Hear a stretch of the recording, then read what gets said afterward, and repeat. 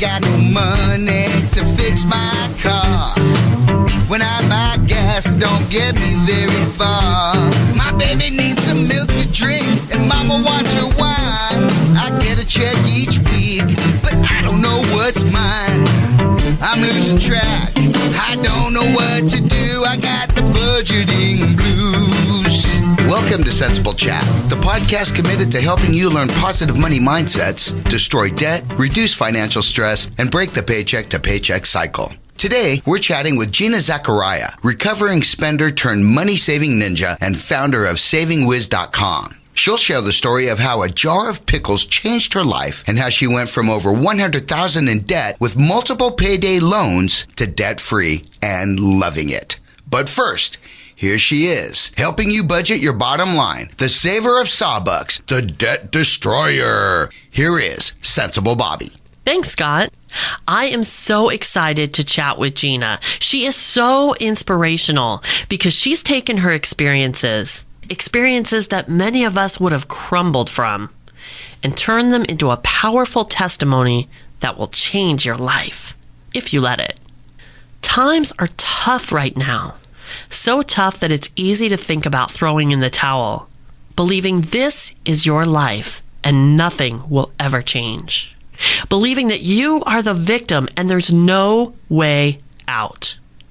I know that feeling. I was there. And I truly believed I would be there forever. But if you're feeling the stress, heartache, sorrow, and fear that comes with financial difficulty, or maybe it feels more like financial devastation right now, hold on to these words. You have the power to change it. I know. How many times have we heard these empowering words? A motivational speaker tells us everything is going to be okay. But they don't have to live our lives day in and day out. And they don't tell us how everything is going to be okay. Have you been as angry as I have listening to this? I got to the point where it literally angered me to tears to hear these words. Easy for you to say. Show me how. And nobody ever would. Or at least it felt that way. But what I learned, what Gina learned, and what you can learn, is that the how is out there, just waiting for you to grab it. So listen up. Get ready to take notes, because I truly believe that this interview is going to change your life. It will empower you to press on when you're at your lowest. And when this episode is over, you're going to have all the resources you need to get started. All you have to do is reach out and take them. So join me on this amazing woman's journey from pregnant, broke, trapped, and literally pickled to living her dream life.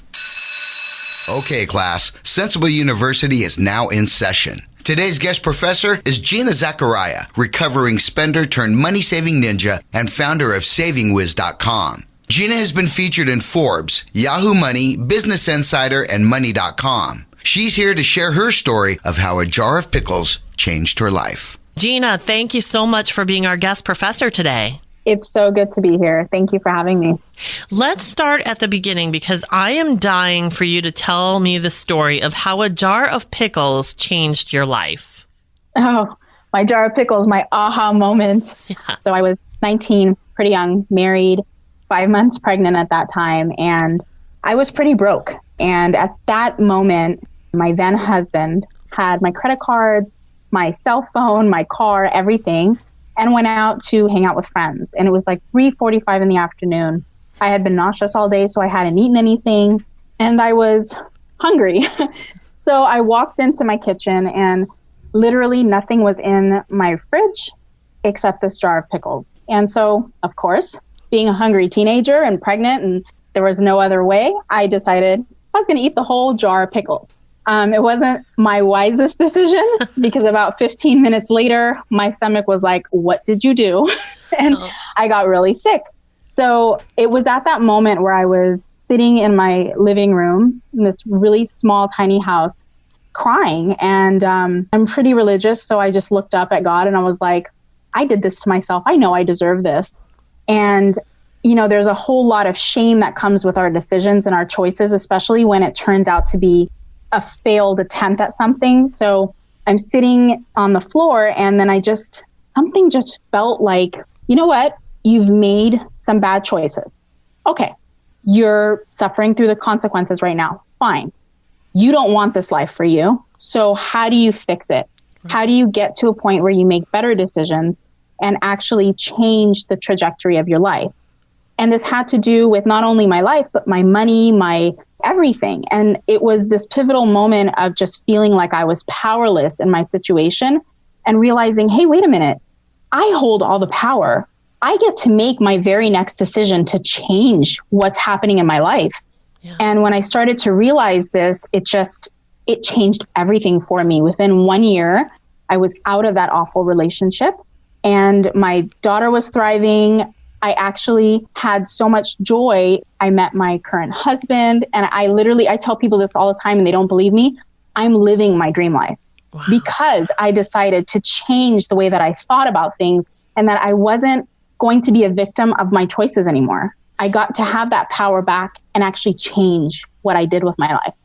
Wow, what a powerful story. And it's so amazing that you were able to have that realization at 19, pregnant, on the floor after, eating this jar of pickles. And that was the thing about your story that I identified with the most was I was powerless until I realized I had all the power. But, a lot of times you hear people say that, but they don't really understand what's behind that, what that means. When you finally realized that you did have the power and you could control every decision from here on out, just like you always could, you just never realized it. What was the first decision in your mind that you made to go along that path? Honestly, I was not good with money at all. And I think a lot of the choices that come around having money, the fact that it affords you a lot of choices, was something very real in my mind. I felt like I was kind of stuck because I couldn't afford to move out at that point. I couldn't afford to change it right away. And so the first thought in my head was, okay, I need to start building a savings account. Okay. And I was working part-time, but I was in college full-time and taking my daughter to a babysitter when she was little. So I started to just kind of take money out of my paycheck. He wasn't working. So it was just my paycheck that was covering everything. And I was just sneakily taking money out because I knew that I wanted a way out. And so I started to do this. And one time he actually found out about it, took everything out, completely emptied it out. And then I realized, okay, I need a better strategy. And it took a while to kind of figure out what strategy was going to work for me. But I knew that money was my key to having more power with my choices. So yeah, I wanted to get out, but there were practical things I had to do first to get out. And one of those was the money. So yeah, he might have won that small battle, but he definitely didn't win my war. I found a way out. At that point, I realized, okay, I just need to get out and then I'll figure out the money thing on my own, because if I'm still with him, that money thing wasn't going to go away. He was just going to find ways of taking it, right? Yeah. So I ended up leaving. Your audience can read about my story on the About Me page, but basically there was a group that helped me financially to get out. Wow. And from that point, I realized, okay, so money really does have a huge effect on making those changes. And from then on, it was just, okay, I need to start having a better relationship with money because I never want to be in that position again. Sure. So it took a while. But you did it. That's the great part about it is that imagine, well, I'm telling you, you lived it, but I'm just trying to imagine somebody at that age going through that, starting to save money. He finds out about it. He wipes out your savings account. And a lot of people would have just gone, I tried and I'm stuck. But you tried again and eventually persevered. And I think that's what's super important here. Yeah, I think it's really important that when you're on any journey, if one thing doesn't work, it's time for you to be resourceful. You got to look around. You got to start researching things. And I think because I was already I was a student and I was researching a lot of things. Okay, well, I need to research things that are going to help my life. So even though I couldn't save the money because of that reason, well, you know what? Let me see if there's other ways that I can still get out. So it was this research and just being resourceful in I'm going to find a way. There's got to be a way out. No matter how big of the hole that we dig for ourselves, if someone is an incredible amount of debt or they can't get a hold on their spending or whatever it is, there are ways for you to get out. You just have to find the tool that's going to help you personally out. And it sounds like, you had help from other people, which is always a great thing. I mean, if you're stuck in a position and need help getting out, it's great to have a resource or find a group that can help you out. But what I love about that is that after they helped you out and gave you the resources to get out, you were then able to go beyond that and find the resources to make things even better beyond that help. Yeah, I think that part is what keeps us on the right path. So just like anything, like if you're, let's say, on a diet, because I'm a yo-yo dieter and I love food. So let's say you're on a diet and it works for 6 months or it works for a year. If at one point it doesn't feel like it's working, you got to find other ways, right? I mean, you want your life to be one way, then you're going to keep adapting and you're going to keep trying to find other ways. So I knew, they helped me, but that's a temporary change. I need to figure out a way to actually change my mindset around how I use my money, how I start using it as a resource instead of something that is scarce. Like I need to figure out a way to build it up so that it can give me the power I need to make better decisions. I just love how you encourage people to be their own hero, which I think is what we're talking about here. What does that statement mean to you? Because I think that's really powerful that you can actually be your own hero. For me, I feel like self-reliance is critical because our society sometimes is incredibly dependent on someone else. Not just so much the victim mentality, but that I can't do this because this is stopping me, or I can't do this because my husband is unsupportive, or whatever it is in our lives is stopping us from taking the step that we want to take. And I think it's really important that we sit and be very honest with ourselves that it's time to rely on us. We have that power. And we have that little hero inside of us that's waiting to break free to really help us catapult that success to get to the place where we really want to go. But if we're constantly giving ourselves the excuses that someone else, something else, some situation is happening where it's stopping us, we can't ever get and unleash that hero out. Yeah. And I think it's really important that we remember it's us. We have the power to unleash that hero. We are the hero in our lives. I think that's super important because if we don't believe that, then at any point where something comes our way and obstacles are going to be there, no matter what kind of plan you have, there's always something that gets in the way. You'll never get back on track if you're not relying on yourself. So Absolutely. Another part of your story that I love that you wrote is that you have the I paid off X amount in X amount of time story, but that you've also had the trials and tribulations along the way, which I think is important to point out because people get excited by these stories of I paid off this amount in this much time, but they think it's going to be smooth all along the way. And then, of course, like we've been talking about, they get discouraged when it's not. Tell me about some of the other ones that came along your path. Oh, for sure. I think one of the reasons why I'm able to relate to a lot of people that read my blog is that I've been through a ton because I've made so many mistakes. I know firsthand what it's like to make these mistakes because I was so young and starting to kind of deal with the whole money and like debt and all of that. I had the pay advance. Oh, the payday I had loans? those paychecks. Oh my gosh. Yes. Oh, man. I literally at one point was paying like almost $1,000 per month to these payday advance places because I was so behind with my debt payments that I was like, okay, I need a little bit more money. And then from one paycheck advance, it came to two. And then I had three at one point. I was juggling and I felt like my entire paycheck was being taken by this. And it took me a while to get out of that. And then I wrote a bad check. Do you remember Save-Ons? Yeah. It used to, I think it's CVS now. I wrote a bad check to them for like $7. And I thought, I know I don't have any money in my bank account, but they're going to cover $7, right? Yeah. Well, they didn't. And Save-On, I guess, goes right straight to the district attorney. And I got a warrant for my arrest. And I was like, oh my gosh. Like, I had no idea that that was something that was possible. So I'd been through a lot of really bad money moves, to say the least. And through those, I really realized I'm being very irresponsible. Like, I'm not doing the right thing. And that's why so many bad things keep happening. I ended up having to pay, I don't know, almost $400 so that the district attorney can get off my back, and actually go to like a debt management class.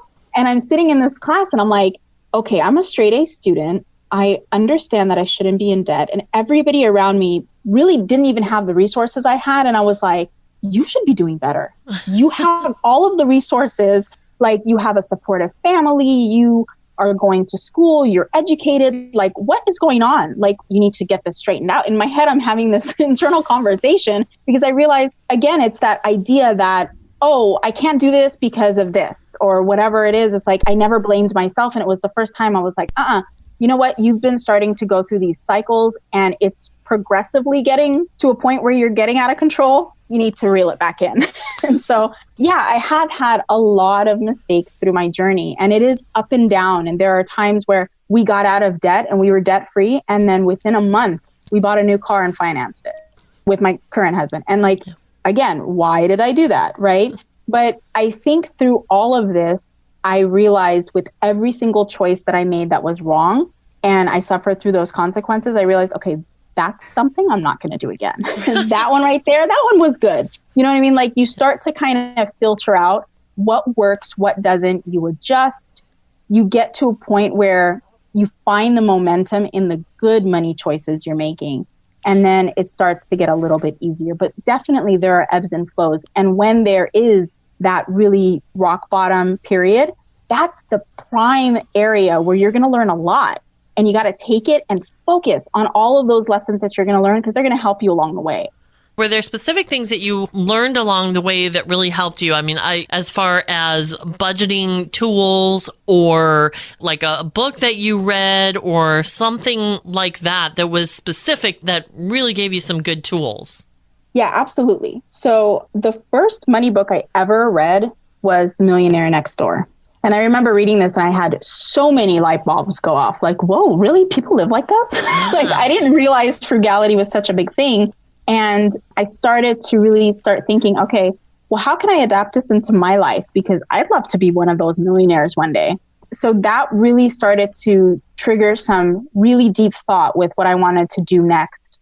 It was just one of those books. I mean, it's such a classic book, but it has so many nuggets of information where you think, oh, that's not the way I thought of millionaires. I didn't think that they couponed or that they buy things on sale. They're not the ones getting those expensive cars, really? Like, that's so crazy to me. And that book actually changed so much of my mindset. And that's when I started to change the way that I started managing my money. That was probably around the time where I started my first budget with my husband. My husband is an accountant by trade and by passion. He loves accounting. And he had been telling me for years, we need to get a budget. And I'm like, no, I work hard for my money. I deserve to spend it. Right. And I'm like, I don't want a budget. That's just so restrictive. But I read that book and realized, no, you know what? I think he's on to something. It was around the time where we were starting to look for homes, and we found a home that I really, really loved.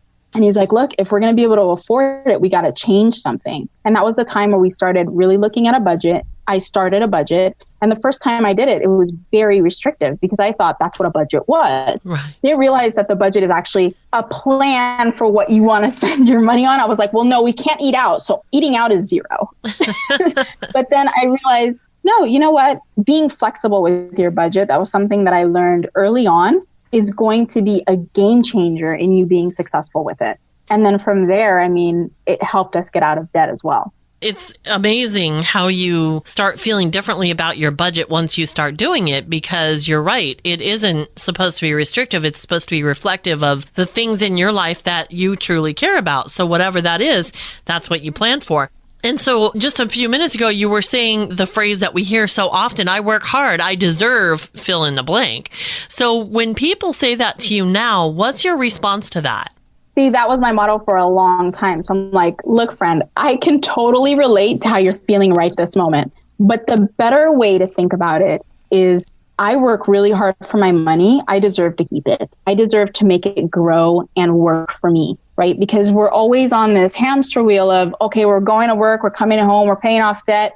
Things are never changing. I don't feel like I'm actually enjoying my life through the process. And it's like, no, the whole goal of living is to enjoy it. So how do I make my money work for me? Instead of spending my money and giving it to someone just to accumulate more material possessions, isn't it better to actually grow my money so that I have better choices on the things that I want to do with my life? I think that's the better way to look at it. And part of that for a lot of us was getting out of debt, because that gives you so much more freedom. You know, if you can take that time and focus on paying off that debt, and that can make you a little restrictive for a while, but after you become debt free, the whole game changes. So tell me how your life has changed since you became debt free.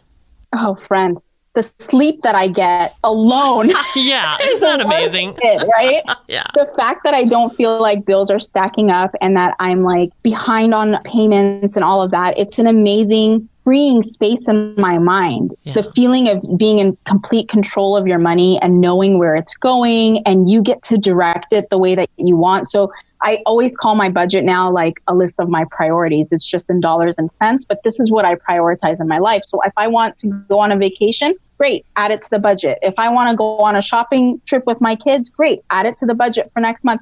I can actually get things that I want by managing my money very well now. And being debt free means that that money is all mine.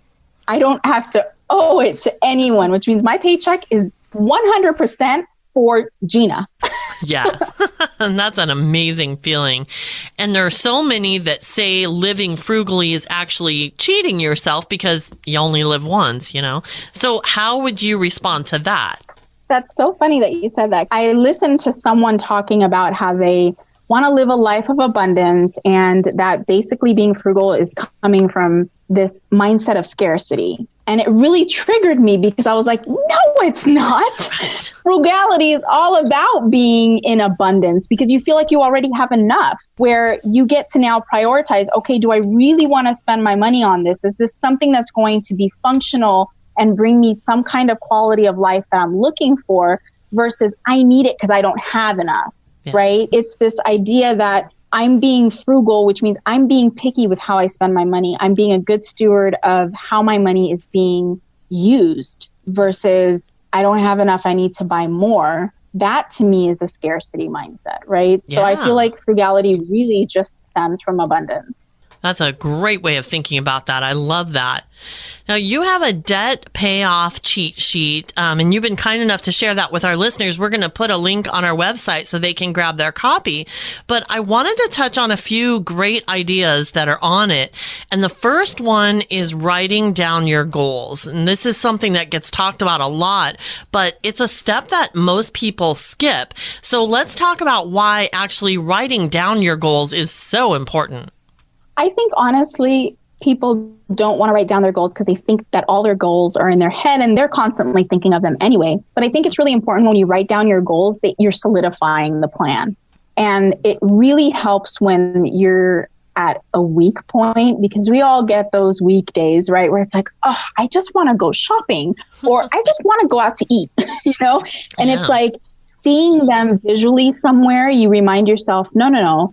I have a plan that I want to be debt free for my kids because I want to take them on a Disney vacation, or I really want to be able to pay for my child's college in full, or whatever it is. You want to pay off your house, you want to retire early, whatever your goals are. It's nice to see them and have a visual reminder of them, because on those weekdays you look and you're like, that $50 of eating out is taking me away from that goal. I need to refocus, right? It just helps you kind of go back to basics. You're refocusing your efforts on what you really want.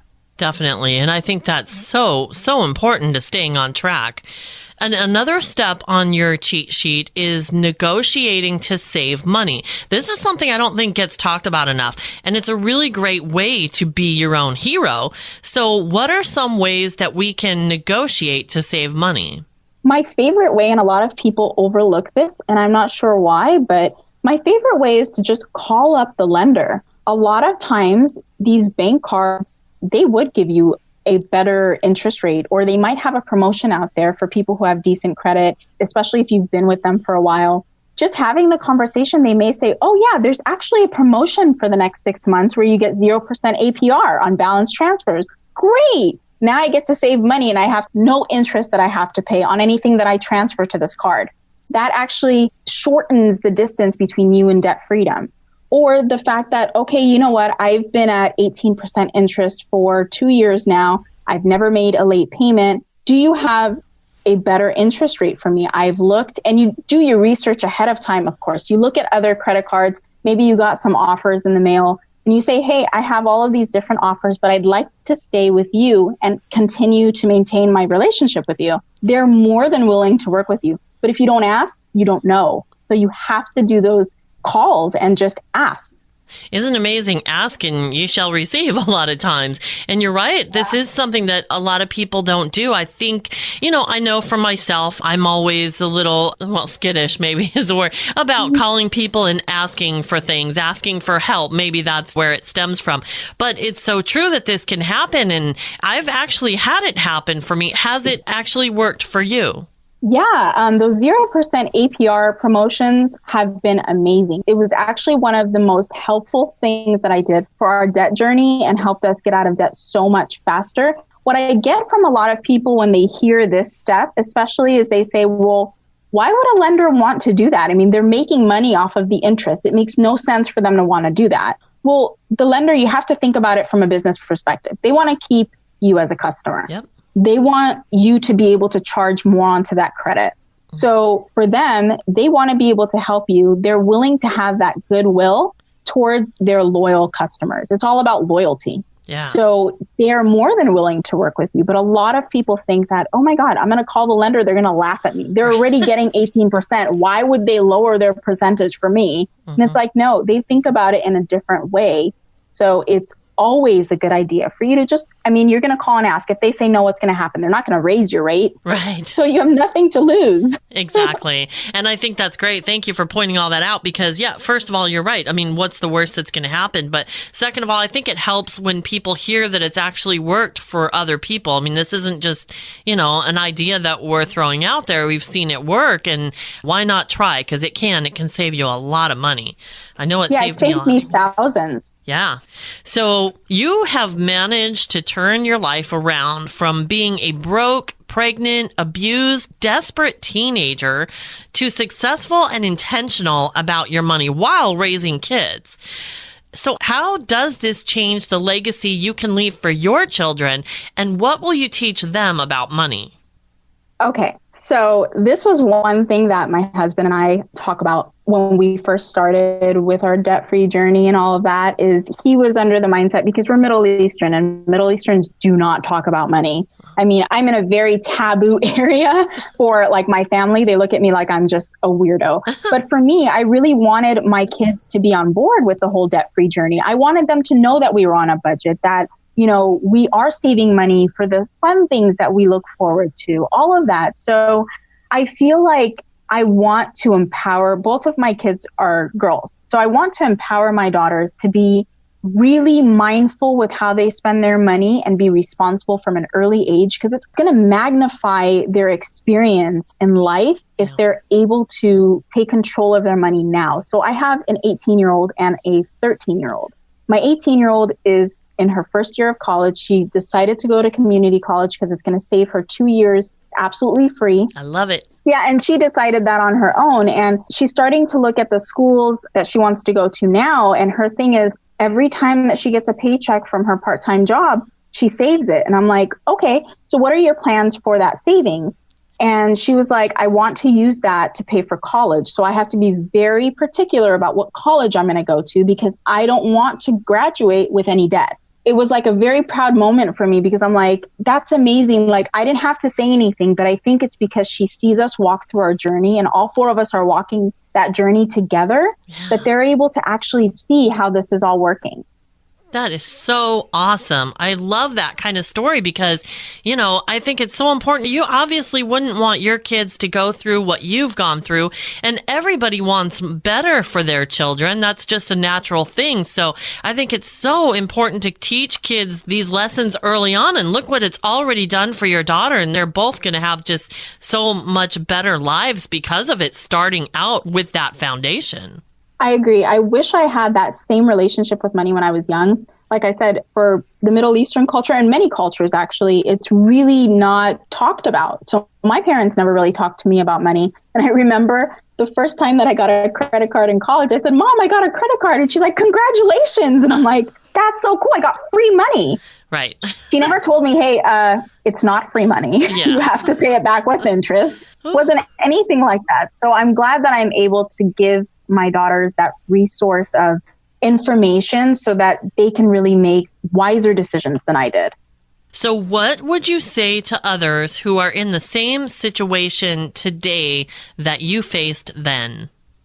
The power, it's in you. You have that hero inside you, and you have the power to change everything in your life. You may be feeling right now that you're down in the dumps and you don't know how to get out of that hole that you dug for yourself. Friend, I was there and I'm here, and I'm telling you, there's so many more resources out there online, through podcasts like this one, through education, through supportive groups. There's so many Facebook groups that have support. There's so many ways to be able to get the resources that you need. But more than that, you already have the power. You just need the resources and the tools to get you there. Very well said. Gina, thank you so much for sharing your story, sharing what you've learned, sharing your tips.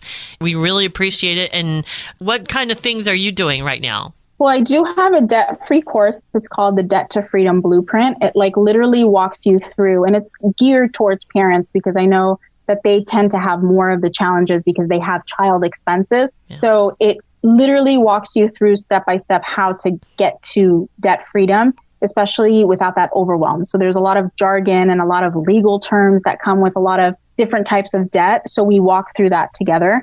But they could find me on Instagram, and I'm always on there with stories like showing people what I made for dinner or if I had a fail. Because, I'm human. Just because we're experts in the field doesn't mean we don't make our own mistakes still. Right. Yeah, and everybody learns from that. I show them the real life. Exactly. And I show them the real life, like it's totally raw. Lots of times I don't have makeup on, but they get to see me in my real zone with the kids and with all of the different things. And then I have a Facebook group, which they're more than welcome to join as well. It's just a place where people can get together, ask questions, support one another. Sometimes I do some Facebook Lives to answer some questions about debt and credit, FICO scores, things like that. Gina, thank you so much again for being our guest today. I really appreciate your time. Thank you. This was such a wonderful chat. I had a pleasure having this conversation with you. A great big sensible thank you to our guest professor, Gina Zakaria, founder of SavingWiz.com. Check out her debt-free course and all her social media links at SavingWiz.com. I love Gina's story, and I love her mantra, be your own hero. This is so powerful and so possible. I want to challenge you to be your own hero. Start now. Yes, now, when it feels like the world is on your shoulders. You've lost your job. You don't know how you're going to pay the rent or put food on the table. You'd love nothing more than someone to drop $1 million in your lap and make it all go away. I know, you'd settle for a lot less than $1 million right now. But here's the thing. Nobody else can make it all go away. You might get some unexpected money, like the stimulus check. You might get unemployment for a few months, and maybe it pays even more than when you were working. Your landlord may have told you that you don't have to pay the rent this month. All great things. And in the moment, they can feel like a weight has been lifted. But look at them all. They're temporary. They won't last forever, and they all come with consequences. So when the easy answers run out, what will you do? When the stimulus check is spent, unemployment runs out, and you have to start paying rent again, plus what you didn't pay during the crisis, what will you do? Is the government going to provide more bailouts? Do you want what comes with those bailouts? No matter what side of the political aisle you're on, I think we can all agree that there are major consequences that come with the choices that are being made right now. Can you depend on the government? Do you want to? I mean, if that's the case, why not stay home with mom and dad forever instead of moving out on your own? Because you want your independence, right? So take it. Start creating a plan for your life now and take control. Now, this doesn't mean you don't ask for help. It just means you become more intentional about the kind of help you ask for. the kind that will help you learn how to fish so you can eat for a lifetime. How do you start? Create a financial picture.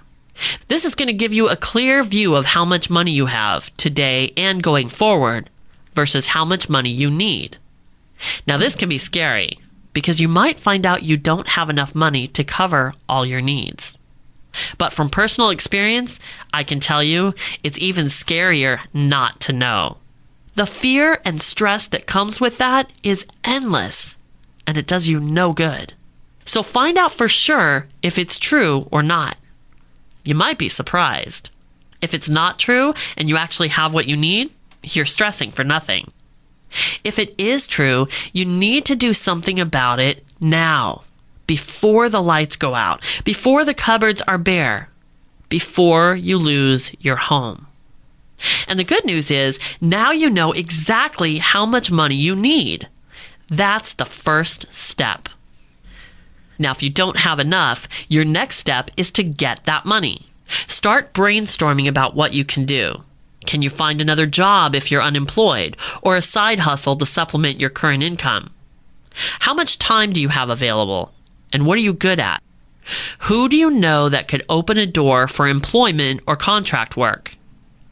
Are there other skills you can start working on during this quarantine? Get creative. Use social media and web searches to brainstorm and find opportunities. There are people who want to help, especially if they can lend a hand to your success. Now, if you have retirement savings, it's much easier to access right now with fewer penalties, so it can look inviting, especially if you're strapped for cash. But the long-term penalties cannot be overlooked. You are depleting money that you'll need down the road when you can't work, when getting a side hustle or a new job is no longer an option, when you could truly be out of options. So if you're going to go this route, make sure you've exhausted all your other options first. And think about how much money you actually need to survive. Don't take any more than that. But how do you know how much you need? Look at your financial picture for your first clue. Now, let's focus on the money you have on hand today. We've talked about this before. If you're not already on a budget, now is the time. That money has to be categorized for what you truly need. Now, I have a good memory, but it's not good enough to keep track of what's in my bank account versus every little thing it needs to be spent on. The thought is completely overwhelming, and it can lead to little bits of money disappearing here and there, which creates big problems when the cupboards are bare or you need to pay the light bill. Your budget, which is created from your financial picture, will provide a categorized view of your money. And if you track your spending, you'll always know what you have to work with and whether or not you have enough to cover what comes next. Can you see it? I'm willing to bet that fear of the unknown is what's really keeping you up at night. It's not about how much money you have or don't have. It's that you're scared it won't be enough. How do you know? That's exactly why I started budgeting, because I didn't know, and I was scared, stressed, and tired of feeling hopeless. I mean, what's the point of life if you have no hope? What's the point of working hard if you're doing nothing but struggling? Now, budget won't end your struggles tomorrow, but it will put you in control. You'll be able to answer those questions that stress you out. Like, can I afford it? Do I have enough? How much more do I need? If I spend this money today, will it be detrimental to my tomorrow? Is what I'm spending money on today worth letting go and not having that money for something else? Now, there are no right or wrong answers here. They're different for everyone, and there's no judgment. You make your own choices. That's what independence is all about. But you own those choices because every choice has a consequence. So is it worth it? If it is, go ahead and spend. If not, think twice. But always think about the consequence before you make the decision. Do you remember the commercial, Calgon, take me away? The idea is you're asking someone or something else to take away your stress and fear. Nobody but you can do that. Why? Because if you let someone else fix it for you, what happens the next time it's broken? You need someone else to fix it again. But what if nobody's there the next time? But if you let someone else teach you how to fix it yourself, you'll be fine the next time, and the next time, and the next time. It won't always be easy, but you'll have the knowledge, tools, and confidence to make it happen. Think about it. If you can get yourself through this crisis, nothing will ever seem as hard again, right? And if you're anything like me, when things start to get better because of the work you've done, you'll work even harder to plan and protect yourself against the next crisis. Because, let's face it, there's always another financial crisis lurking around the corner. But if you're prepared, it's more of an irritation than a crisis. The stress is greatly reduced, and the fear is gone, because you know you can handle it. Now, you're not waiting for a knight in shining armor. You are your own hero. You know, creating your financial picture, a spending plan, and a budget is not rocket science. Do a web search and you'll find more videos, articles, and tutorials than you ever dreamed possible, all for free. If you're looking for ideas to save money, negotiate your bills, and make extra income, there's a ton of free info available for that too. But none of it means anything unless you're ready to use it. I heard a new phrase the other day, which I love. Applied knowledge is power. Now, we've all heard knowledge is power, but applied knowledge is power. That was new to me, and I love it. Because if you think about it, knowledge is useless unless you apply it. So go get all the knowledge you can absorb, but don't forget to apply it. You can change your life. You can be your own hero. But you know, heroes have sidekicks, a support system, and that's easily available too. Whether it's friends, family, mentors, coaches, it's all there for the taking. And I am here for you. I would love to be part of your support system as you become your own hero. Like I said, free budgeting resources are in abundance. But if you need help navigating the ocean of info out there to make it work for your specific situation, call me, email me, get in touch with me. All my budget coaching services are free right now, and I can help. We'll create your financial picture, your spending plan, your budget. We'll brainstorm about strategies to get you through the hardships you're facing now so you can start on the path to where you want to go in the long run. You've got nothing to lose. All it's going to cost you is your time. So if you're ready to take control and be your own hero, I am here to help. Now, I don't just give you a budget and let you go. I walk you step by step through the process of creating your financial picture, your spending plan, and your budget, and how to use it effectively and tweak it for changes that come your way throughout life. You can learn more about all my coaching services at sensible.chat.com. That's sensible with a C. And while we're talking about the website, let me mention that we're in the middle of a complete overhaul. So if you go there now, you might not find show notes for this episode. But check back often because they'll be there soon. And if you're looking for a link or resource mentioned during this episode in the meantime, email me and I'll send it off to you. Keep in mind that budgeting is just math. And math is easy. Changing your mindset is the hard part. But if you're afraid, stressed, fed up, and ready for a change, ready to live the life you've always dreamed of, give budgeting a chance. You might actually like the mindset that comes with it. Take some time, give it some thought, and reach out to me if you'd like some help. Until next time, remember, do the math, live the life. That does it for this episode of Sensible Chat with your host, Sensible Bobby. Links for all the resources mentioned can be found in the show notes for this episode at sensible.chat.com. That's sensible with a C. While you're there, find your favorite app to be sure and never miss a show. On social media, look for us on Facebook, Twitter, and Instagram. If you need help with your budget or want to share your thoughts, reach out to Sensible Bobby through the contact page at sensible.chat.com. That's sensible with a C.